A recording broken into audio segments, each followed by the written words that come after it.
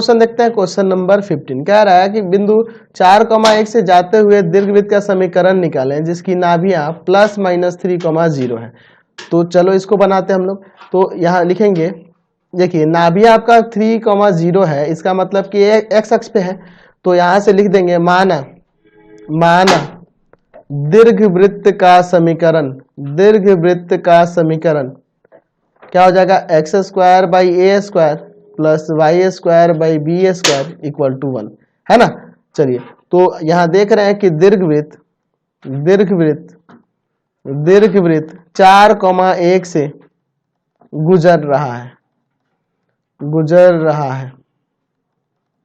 तो यहाँ पे क्या हो जाएगा, 4 का स्क्वायर बाई ए स्क्वायर और प्लस 1 का square by B square equal to 1, यानी कि यहाँ पे आ जाएगा 16 बाई ए स्क्वायर और plus 1 by B square equal to 1। ठीक है, इसको समीकरण 1 मान लो। अब आपके पास नाभि दिया हुआ है, नाभिया यहाँ पे दिया हुआ है कितना, +-3,0। तो नाभि दिया है यानी सी का मान दिया है यहाँ पे। चलिए, तो सी का मान यहाँ पे दिया है 3, क्योंकि हम लोग जानते हैं कि ए स्क्वायर इक्वल टू होता है बी स्क्वायर प्लस सी स्क्वायर। चलो, तो यहाँ पे हम लोग ए स्क्वायर इक्वल टू हो जाएगा बी स्क्वायर प्लस 3 का स्क्वायर यानी कि 9 हो जाएगा, यानी कि ए स्क्वायर बराबर हो जाएगा बी स्क्वायर प्लस 9। अब यही हम लोग इक्वेशन फर्स्ट में रखेंगे और ए और बी का वैल्यू निकालेंगे।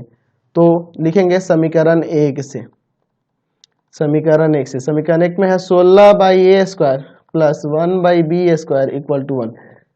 ए स्क्वायर की जगह रख देते हैं 16 बाई बी स्क्वायर प्लस 9, समझ रहे हैं ना, बी स्क्वायर प्लस ये जो 9 है यहाँ रख देना है, plus 1 by B square equal to 1। यहाँ एलसीएम ले लेते हैं। चलो, एलसीएम लोगे क्या हो जाएगा, एलसीएम बी स्क्वायर प्लस 9, इसमें से डिवाइड करेंगे, ये जाके ऊपर इंटू करेगा 16 बी स्क्वायर प्लस 1, इसमें से डिवाइड करेंगे और ये वाला जाके ऊपर इंटू करेगा। चलिए, तो हो जाएगा b square plus 9 equal to 1। चलो, तो ऊपर हो जाएगा 17 बी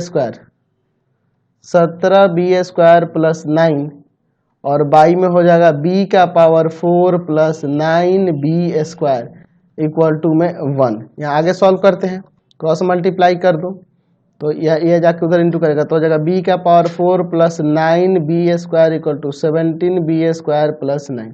इसको इधर लाते हैं, b का power 4 plus 9 b square minus का 17 बी स्क्वायर माइनस का 9 इक्वल टू 0। इसमें से इसको घटा देंगे, b का पावर 4 माइनस का आ जाएगा आपका कितना 8 बी स्क्वायर और माइनस का 9 इक्वल टू 0। चलो, इसको आगे सॉल्व करोगे तो यहाँ पे इसको ऐसे लिख सकते हैं, b का पावर 4 माइनस का 9 बी स्क्वायर प्लस का b square minus 9 equal to 0। इन दोनों में कॉमन है बी स्क्वायर, यहाँ बचेगा बी स्क्वायर माइनस 9। चलो, यहाँ 1 कॉमन है, बी स्क्वायर माइनस 9, तो यहाँ से फैक्टर हो गया आपका बी स्क्वायर माइनस 9 और b square plus 1 equal to 0। अलग अलग यहाँ से कर दो, तो b square minus 9 equal to 0 और b square plus 1 equal to 0। यहाँ से बी स्क्वायर इक्वल टू 9 आ जाएगा और यहाँ b square equal to minus का 1 जो कि पॉसिबल नहीं है। तो बी स्क्वायर का वैल्यू 9 आ गया और चूंकि ऊपर आपका समीकरण दिया हुआ है कि यहाँ पे देखो ए स्क्वायर बराबर बी स्क्वायर प्लस 9, तो यहाँ रख देंगे, चूंकि ए स्क्वायर बराबर है बी स्क्वायर प्लस 9, तो यहाँ से ए स्क्वायर बराबर हो जाएगा बी स्क्वायर की जगह 9 रख दो, 9 प्लस 9 यानी कि 18। इसलिए दीर्घवृत्त